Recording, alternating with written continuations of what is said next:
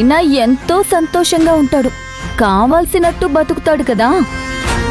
ఇప్పుడు నువ్వే ఉన్నావు, రావణ్కి నమ్మకంగా పనిచేస్తున్నావు. అలా అని నీకు రావణ్ ఇన్ఫర్మేషన్ ఇచ్చినప్పుడల్లా లక్షలు ఇస్తాడని లేదు కదా.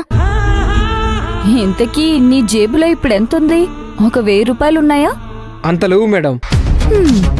ఓ 100-200 ఉంటాయి. చూసావా, అందుకే కొంచెం ఈ అతి విశ్వాసాన్ని వదిలిపెట్టు. నీకు కావాల్సింది నిన్ను వెతుక్కుంటూ వస్తుంది. ఏది నీ మొబైల్ చూపించు. ఎందుకు మేడం? Video delete చేయడానికా?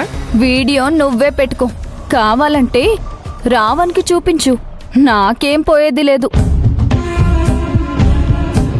ఎంత పాత మొబైలు, రబ్బర్ బ్యాండ్స్ వేసి అతుకుల బొంతలా చేశాం.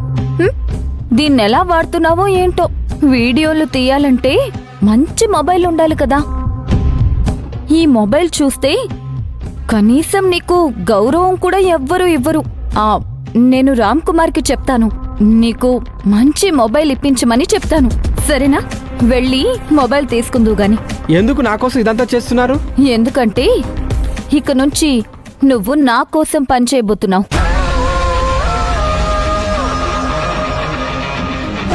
ఆ రావణ్కి సేవ చేసే బదులు నేను చెప్పినట్టు నువ్వు వింటే నీకు బెనిఫిట్స్ చాలా ఉంటాయి.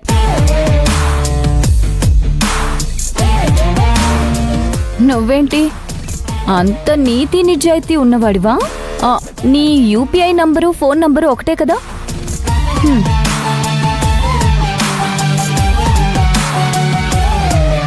ఒకసారి నీ అకౌంట్ చూసుకో.